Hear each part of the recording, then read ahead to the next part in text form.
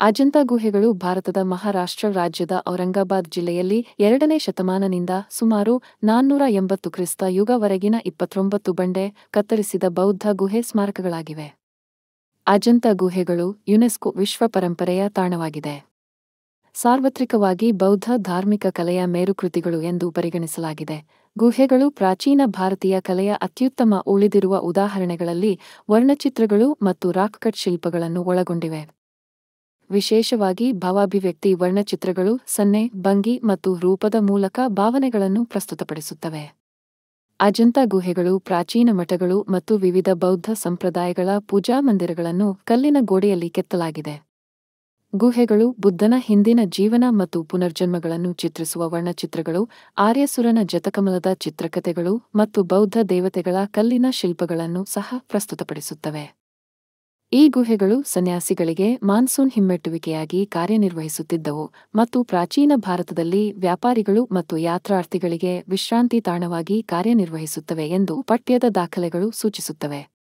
ಐತಿಹಾಸಿಕ ದಾಖಲೆಗಳಿಂದ ಸಾಕ್ಷಿಯಾಗಿ ಭಾರತೀಯ ಇತಿಹಾಸದಲ್ಲಿ ಎದ್ದು ಕಾಣುವ ಬಣ್ಣಗಳು ಮತ್ತು ಮ್ಯೂರಲ್ ವಾಲ್ ಪೇಂಟಿಂಗ್ಗಳು ಹೇರಳವಾಗಿದ್ದವು. ಅಜಂತಾದ ಗುಹೆಗಳು 1, 2, 16 ಮತ್ತು 17 ಉಳಿದಿರುವ ಪ್ರಾಚೀನ ಭಾರತೀಯ ಗೋಡೆ ಚಿತ್ರಗಳ ಅತಿದೊಡ್ಡ ಕಾರ್ಪಸ್ ಅನ್ನು ರೂಪಿಸುತ್ತವೆ.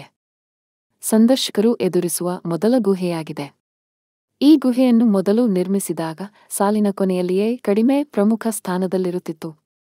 ಅತ್ಯುತ್ತಮ ಸ್ಥಳಗಳನ್ನು ತೆಗೆದುಕೊಂಡಾಗ ಉತ್ಖನನ ಮಾಡಿದ ಕೊನೆಯ ಗುಹೆಗಳಲ್ಲಿ ಇದು ಒಂದಾಗಿದೆ ಮತ್ತು ಕೇಂದ್ರ ದೇಗುಲದಲ್ಲಿ ಬುದ್ಧನ ಪ್ರತಿಮೆಯ ಪ್ರತಿಷ್ಠಾಪನೆಯಿಂದ ಪೂಜೆಗೆ ಸಂಪೂರ್ಣವಾಗಿ ಉದ್ಘಾಟನೆಗೊಂಡಿಲ್ಲ. ದೇಗುಲದ ಬಿಂಬದ ತಳದಲ್ಲಿ ಬೆಣ್ಣೆಯ ದೀಪಗಳಿಂದ ಮಸಿ ನಿಕ್ಷೇಪಗಳು ಇಲ್ಲದಿರುವುದು ಮತ್ತು ದೇಗುಲದ ಸುತ್ತಲಿನ ಹೂಮಾಲೆ ಕೊಕ್ಕೆಗಳು ಯಾವುದೇ ಅವಧಿಗೆ ಬಳಕೆಯಲ್ಲಿದ್ದರೆ ಆಗುವ ಚಿತ್ರಗಳಿಗೆ ಹಾನಿಯಾಗದಿರುವುದು ಇದನ್ನು ತೋರಿಸುತ್ತದೆ. ಇದು ಗುಹೆಯಲ್ಲಿನ ರಾಜಮನೆತನದ ಚಿತ್ರಣಕ್ಕೆ ಒತ್ತು ನೀಡುವುದರಲ್ಲಿ ಪ್ರತಿಫಲಿಸುತ್ತದೆ. ಆ ಜಾತಕ ಕಥೆಗಳನ್ನು ಆಯ್ಕೆ ಮಾಡಲಾಗಿದೆ. ಅದು ಬುದ್ಧನ ಹಿಂದಿನ ಜೀವನವನ್ನು ತಿಳಿಸುತ್ತದೆ.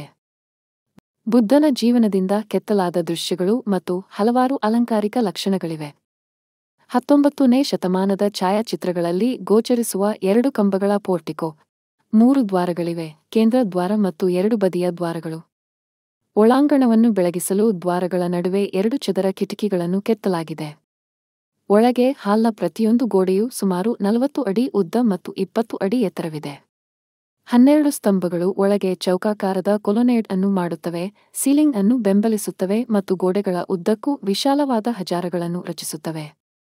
ಬುದ್ಧನ ಪ್ರಭಾವಶಾಲಿ ಕುಳಿತಿರುವ ಚಿತ್ರವನ್ನು ಇರಿಸಲು ಹಿಂಭಾಗದ ಗೋಡೆಯ ಮೇಲೆ ಕೆತ್ತಲಾದ ದೇವಾಲಯವಿದೆ. ಅವನ ಕೈಗಳು ಧರ್ಮಚಕ್ರ ಪ್ರವರ್ತನ ಮುದ್ರೆಯಲ್ಲಿದೆ. ಎಡ, ಹಿಂಭಾಗ ಮತ್ತು ಬಲ ಗೋಡೆಗಳಲ್ಲಿ ಪ್ರತಿಯೊಂದರಲ್ಲೂ 4 ಕೋಶಗಳಿವೆ, ಆದರೂ ಕಲ್ಲಿನ ದೋಷದಿಂದಾಗಿ ಹಿಂಭಾಗದ ಹಜಾರದ ತುದಿಗಳಲ್ಲಿ ಯಾವುದೂ ಇಲ್ಲ. ಗುಹೆ 1 ರ ವರ್ಣಚಿತ್ರಗಳು ಗೋಡೆಗಳು ಮತ್ತು ಛಾವಣಿಗಳನ್ನು ಆವರಿಸುತ್ತವೆ. ಪೂರ್ಣ ಯೋಜನೆಯು ಎಂದಿಗೂ ಪೂರ್ಣಗೊಂಡಿಲ್ಲವಾದರೂ ಅವುಗಳು ಸಂರಕ್ಷಣೆಯ ನ್ಯಾಯಯುತ ಸ್ಥಿತಿಯಲ್ಲಿವೆ. ಚಿತ್ರಿಸಲಾದ ದೃಶ್ಯಗಳು ಹೆಚ್ಚಾಗಿ ನೀತಿಬೋಧಕ, ಭಕ್ತಿ ಮತ್ತು ಅಲಂಕಾರಿಕವಾಗಿವೆ. ಚಾಲುಕ್ಯ ಸಾಮ್ರಾಜ್ಯ ಮತ್ತು ಪರ್ಷಿಯನ್ ಸಾಮ್ರಾಜ್ಯದ ನಡುವಿನ ಸಂಬಂಧವನ್ನು ಹೇಳುತ್ತದೆ. ಬುದ್ಧನ ಹಿಂದಿನ ಜೀವನದ ಗೌತಮ ಜೀವನ ಬೋಧಿಸತ್ವ, ಬುದ್ಧ ಮತ್ತು ಅವನ ಆರಾಧನೆ. ಅಜಂತಾದಲ್ಲಿನ 2 ಅತ್ಯಂತ ಪ್ರಸಿದ್ಧವಾದ ವೈಯಕ್ತಿಕ ಚಿತ್ರಿಸಿದ ಚಿತ್ರಗಳೆಂದರೆ ಹಿಂಭಾಗದ ಹಜಾರದ ಗೋಡೆಯ ಮೇಲೆ ಬುದ್ಧನ ದೇಗುಲದ ಪ್ರವೇಶದ್ವಾರದ 2 ಬದಿಯಲ್ಲಿರುವ ರಕ್ಷಣಾತ್ಮಕ ಬೋಧಿಸತ್ವಗಳಾದ ಪದ್ಮಪಾಣಿ ಮತ್ತು ವಜ್ರಪಾಣಿಯ 2 ಅತಿ ಗಾತ್ರದ ಆಕೃತಿಗಳು ಗಮನಾರ್ಹ. ನಮ್ಮ ಚಾನಲನ್ನು ಸಬ್ಸ್ಕ್ರೈಬ್ ಮಾಡದಿದ್ದರೆ ಈ ಕೂಡಲೇ ಮಾಡಿ. ಹಾಗೂ ಈ ವಿಡಿಯೋ ಇಷ್ಟವಾದಲ್ಲಿ ಒಂದು ಲೈಕ್ ನೀಡಿ.